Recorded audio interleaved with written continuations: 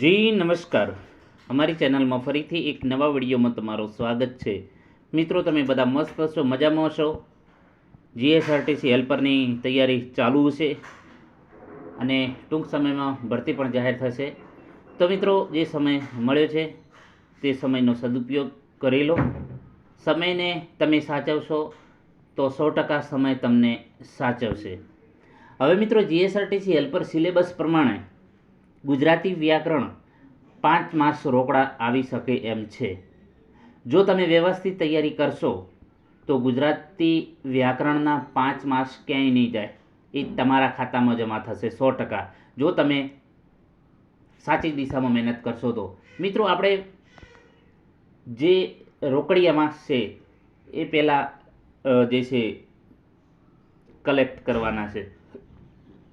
જેવા કે કોમ્પ્યુટર છે તો એ 10 માર્ક્સ, તો એ 10 માર્ક્સ ક્લિયર કરી દો. ગુજરાતનો ઇતિહાસ છે, ભૂગોળ છે તો એ 20-25 માર્ક્સ રોકડિયા માર્ક્સ છે. પછી ટેકનિકલ જે છે ટેકનિકલની વાત કરીશું તો એમાં મિકેનિક, ડીઝલ છે, એમએમવીના પ્રશ્નો છે એ તૈયાર કરી લો. પછી એકમો છે, પછી કોમન પ્રશ્નો છે.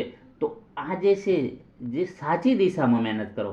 ફક્ત વાંચ્યા જ રાખશો તો ભલે તમે 15 કલાક મહેનત કરશો દિવસની તોય પણ મેળ નહીં આવે, પરંતુ સ્માર્ટ વર્ક કરવું પડશે. સ્માર્ટ વર્ક એટલે ઓછી મહેનતમાં વધુ માર્ક્સ કઈ રીતે લાવવા. હજારો છોકરાઓ પરીક્ષા આપશે, પરંતુ એમાંથી નોકરી ફક્ત જે ભરતી છે એટલા જ મેળવશે. એનું કારણ છે કે એ લોકો સ્માર્ટ વર્ક કરીને તૈયારી કરશે. તો તમે પણ સ્માર્ટ વર્ક કરો. જે રોકડિયા માર્ક્સ છે એના ઉપર આપણો ફોકસ હોવું જોઈએ. જે રીતે અર્જુનનું ફોકસ જે પક્ષીની આંખમાં જ હતું અને એ આંખની કીકીમાં, તો એ રીતે આપણો પણ ફોકસ ક્યાં હોવું જોઈએ કે જીએસઆરટીસી હેલ્પરની પરીક્ષામાં. અને એમાંય પાછું જે સિલેબસ પ્રમાણે કે વધારે માર્ક્સ રોકડિયા માર્ક્સ શામાં છે, જેટલા તમે રોકડિયા માર્ક્સ કલેક્ટ કરશો એટલો તમને ચોક્કસ ફાયદો થશે. આ મારો અનુભવ છે. કારણ કે જો તમે રોકડિયા માર્ક્સ જે કોમ્પ્યુટર છે તો કોમ્પ્યુટરના 10 માર્ક્સ નોન ટેકનિકલની વાત કરીએ. નોન ટેકનિકલમાં જે છે રોકડિયા માર્ક્સ છે કોમ્પ્યુટર, તો એ 10 માર્ક્સ ક્લિયર કરો. પછી ગુજરાતી વ્યાકરણ તો 5 માર્ક્સ એ બરાબર, તો 15 માર્ક્સ તમારા ક્લિયર થઈ ગયા. પછી ગુજરાતનો ઇતિહાસ ને ભૂગોળ, આના ઉપર વધારે ફોકસ દો તો એ તમારે 20 થી 22 માર્ક્સ, એટલે તમારે 35-38 માર્ક્સનો તો ક્લિયર અહીં થશે. બીજું તમે વાંચશો નહીં તો પણ તમને કાંઈ વાંધો નહીં આવે. અને જ્યારે લાસ્ટમાં ગુજરાતના જે છે વર્તમાન બનાવો તો એ કરી લેજો, એટલે 40 માર્ક્સ તમારે નોન ટેકનિકલના. હવે પ્લસ ટેકનિકલની વાત કરીશું તો ટેકનિકલમાં રોકડિયા માર્ક્સ છે તમારે મિકેનિક, ડીઝલ ને એમએમવીના પ્રશ્નો તૈયાર કરી લખો તો એ 22 થી 25 માર્ક્સનું છે. એના પછી એકમો છે જે દરેક જે છે ટ્રેડમાં આવે છે એ 5-7 માર્ક્સનું છે.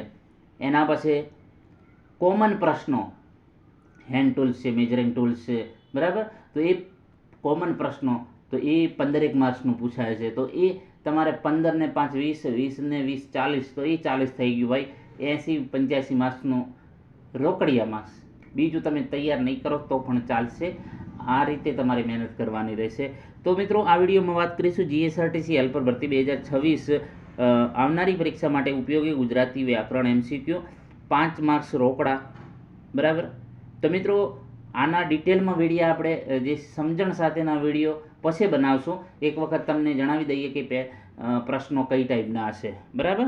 તો અત્યારે આ વિડીયોમાં એમસીક્યુ જોઈશું. એના પછી અલંકાર, છંદ, અલંકાર જે છે શબ્દ સમૂહ, રૂઢિપ્રયોગો, વિરુદ્ધાર્થી, સમાનાર્થી શબ્દો, તો એ જે છે એના વિડીયો હું અલગ અલગથી બનાવશું, જેથી તમને 1-2 માર્ક્સ તમને મળતા રહે. તો તમારે આ 5 માર્ક્સ ક્લિયર થઈ જાય બરાબર.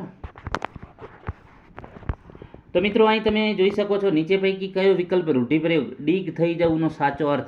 હવે મિત્રો, રૂઢિપ્રયોગો પૂછાય છે, કહેવતો પૂછાય છે, સમાનાર્થી, વિરુદ્ધાર્થી શબ્દો બરાબર. તો જે ડીગ થઈ જવું, તો ડીગ થઈ જવું એનો અર્થ શું છે? છોભીલા પડી જવું, આઘાત લાગવો, આશ્ચર્યચકિત થઈ જવું, ગુસ્સે થવું. તો ડીગ થઈ જવું એનો આશ્ચર્યચકિત થઈ જવું. આ ટાઈપના જે છે રૂઢિપ્રયોગો હશે તો 1 માર્ક્સ તમને એ રીતે મળી જશે. વિરોધાર્થી, સમાનાર્થી, કહેવતો, છંદ, અલંકાર બરાબર. નીચે પૈકી કયો વિકલ્પ રૂઢિપ્રયોગ તુરિયાના તાર જાગી ઉઠો નો સાચો અર્થ પ્રસન્ન થવું, સોરી મિત્રો, દયા આવવી, ભગવાનને પ્રાર્થના કરવી, સમજણ શક્તિનો ઉદ્ભવ થવો. તો તુરિયાનો તાર જાગી ઉઠવું એનો અર્થ થાય છે સમજણ શક્તિનો ઉદ્ભવ થવો. નીચે પૈકી વિકલ્પ બકરી આદુ ખાતા શીખી ગઈ કહેવતનો સાચો અર્થ શું છે? તો સજ્જનનો સંગ કરવાથી સારી આદતો શીખાય, અકલ વગરની વ્યક્તિનો સંગ ન કરાય, નબળી વ્યક્તિ પણ સમય આવે હોશિયાર થઈ જાય, પરસ્પર સહકાર આપવાથી અશક્યને શક્ય બનાવી શકાય. તો બકરી આદુ ખાતા શીખી તો એ કહેવતનો અર્થ છે નબળી વ્યક્તિ પણ સમય આવે હોશિયાર થઈ જાય. તો મિત્રો આ ટાઈપના રૂઢિપ્રયોગો અને જે છે કહેવતો પૂછાય છે. નીચે પૈકી વિકલ્પ આપવો દોકડો ને લેવો બોકડો કહેવતનો સાચો અર્થ શું છે? આપવો દોકડો ને લેવો બોકડો. તો ઓછી કિંમત આપી મોટી વસ્તુ લેવી, ઘોડો આપી બકરી લેવી, નાનું દુઃખ આપી મોટું સુખ લેવું, આળસુ રહેવું, ઉપરથી દાદાગીરી કરવી.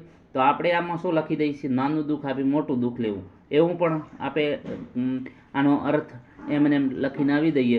બીજો પણ તમને લાગે એવો છે પ્રશ્ન કે ઘોડો આપીને બકરી લેવી, એવું પણ તમે વિચારીને લખી દો. તો એવો અર્થ નથી મિત્રો, એનો અર્થ થાય છે આપવો દોકડો ને લેવો બોકડો. એટલે દોકડો એટલે કે જે અગાઉ જે એક મતલબ કે કરન્સી હતી, બરાબર, મતલબ કે જે અત્યારે 1 રૂપિયો ને અલગ અલગ જે છે એ પ્રમાણે દોકડો પણ અલગ એક કરન્સી હતી. તો એ ઓછી કિંમત આપીને મોટી વસ્તુ લેવી, બરાબર. તો એનો અર્થ એવું. વિચાર વૈભવનો કયો સમાસ છે? વિચાર વૈભવ તો એ જે છે કર્મધારય. આમાં તમને એટલી ખ્યાલ નહીં આવે. આના વિશે સમાસ વિશે આપણે નેક્સ્ટ વિડીયોમાં ચર્ચા કરીશું ડિટેલમાં, બરાબર. સમાસનું પણ જે છે ગુજરાતી વ્યાકરણમાં પૂછી લે. ભીખ મંગો કયો સમાસ છે? તો ભીખ મંગો જે છે ઉપપદ સમાસ છે. લડો પાપો સામે વિમલ દિલના ગુપ્ત બળથી કયો છંદ છે? તો આમાં છંદ જે છે શિખરણી છે, બરાબર. તો છંદ વિશે આપણે ડિટેલમાં નેક્સ્ટ વિડીયોમાં સમજાવીશું કે છંદ અને અલંકાર, બરાબર. તો છંદ અને અલંકારને કઈ રીતે ઓળખવા તો તેના વિશે ડિટેલમાં ચર્ચા કરીશું નેક્સ્ટ વિડીયોમાં.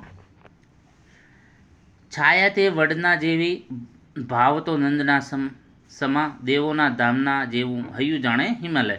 તો આ કયો છંદ છે? બરાબર. તો આ જે છે અનુષ્ટુપ છંદ. એના પછી વાત કરીશું છે મતવાલી નથી નમાલી નવા લોહીની લાલી કયો અલંકાર છે? બરાબર. તો આ અલંકાર છે શબ્દાનુપ્રાસ, બરાબર.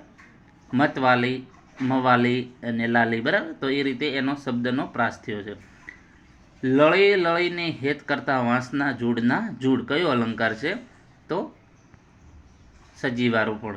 તો મિત્રો છંદ અને અલંકાર વિશે આપણે ડિટેલમાં વિડીયો બનાવીશું જેથી કરીને તમને એનો માર્ક્સ મળી શકે. શરીરે મોટું પણ અકલમાં ઓછું શબ્દ સમૂહ માટે એક શબ્દ કયો? શરીરે મોટું પણ અકલમાં ઓછું. વમળ, ખુભાણ, પ્રપાંત, જડસું. તો તેનો અર્થ છે જડસું. અડધી ઉંમરે પહોંચેલું શબ્દ સમૂહ માટે એક શબ્દ. વરિષ્ઠ, વૃદ્ધ, વયોવૃદ્ધ, આધેડ. તો આધેડ, બરાબર. અડધી ઉંમરે જે પહોંચેલું હોય એ વ્યક્તિને આધેડ કહેવામાં આવે છે.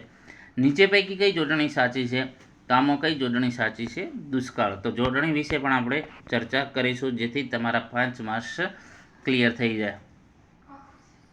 એના પછી વાત કરીશું નીચે પૈકી કયો વિકલ્પ સાચો છે? તો મિત્રો આમાં જે એના છૂટા શબ્દો પાડ્યા છે તદનુસાર, તદવતા અનુસાર, દિગંબર, દિગવતાંબર, સચ્ચરિત્ર તો સત્વતા ચરિત્ર, વાકપતિ, વાકવતા પતિ. તો તેનો સાચો જવાબ છે અહીં બી ઓપ્શન સાચો.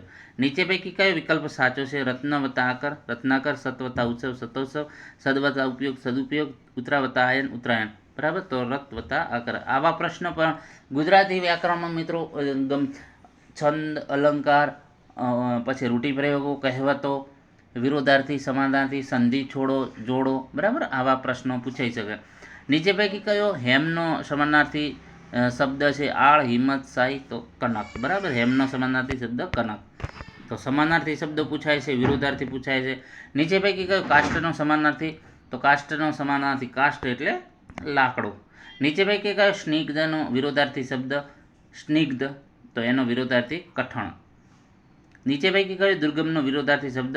દુર્ગમ. તો સુગમ, બરાબર. તો મિત્રો વિરોધાર્થી, સમાનાર્થી શબ્દો પણ પૂછાય છે. તો મિત્રો આવા પ્રશ્નો છે ગુજરાતી વ્યાકરણમાં. આપણે છંદ, અલંકાર પછી કહેવતો, રૂઢિપ્રયોગો, વિરોધાર્થી, સમાનાર્થી, આના વિશે વિડીયો ડિટેલમાં ચર્ચા કરીશું. મેરેથોન એક લેક્ચર લાવીશું, તો એમાં તમામ જે તમારે હેલ્પરમાં આવનારા પરીક્ષામાં કેવા પ્રશ્નો હશે ગુજરાતી વ્યાકરણ 5 માર્ક્સ તમારે ન જવા જોઈએ એ રીતે આપણે પ્રયત્ન કરીશું. મિત્રો, જો ચેનલમાં નવા હોય તો ચેનલને સબસ્ક્રાઈબ કરી લેજો, લાઈક કરી દેજો વિડીયોને, અને વધુમાં વધુ આ વિડીયો શેર કરજો, જેથી કરીને જરૂરિયાતમંદ વિદ્યાર્થીઓને પણ આનો જે છે ફાયદો થાય. અને આપણે મિત્રો એક જ હેતુ છે કે સમગ્ર ગુજરાતમાં જે જરૂરિયાતમંદ વિદ્યાર્થીઓ છે, જે નોકરી કરી રહ્યા છે પ્રાઇવેટમાં, અથવા તો ઘરે બેઠા અભ્યાસ કરે છે, જે તૈયારી કરે છે, જેમને કન્ડિશન બરાબર નથી, જેમને કંઈ એકેડમીમાં જવાનો મતલબ કે જે છે એમને પોઝિશન નથી, તો એવા મિત્રો માટે, જરૂરિયાતમંદ માટે, અંતરિયાળ જે વિસ્તારો માટે, તો એવા વિદ્યાર્થીઓ માટે આપણે આ એક શિક્ષણરૂપી યજ્ઞ ચાલુ કર્યું છે. તો તમે પણ આમાં જે છે વિડીયોને શેર કરી અને તમે પણ આમાં યોગદાન આપી શકો છો. વધુમાં વધુ શેર કરજો, તો જેથી કરીને બીજા પણ વિદ્યાર્થીઓને આનો લાભ મળે. આભાર.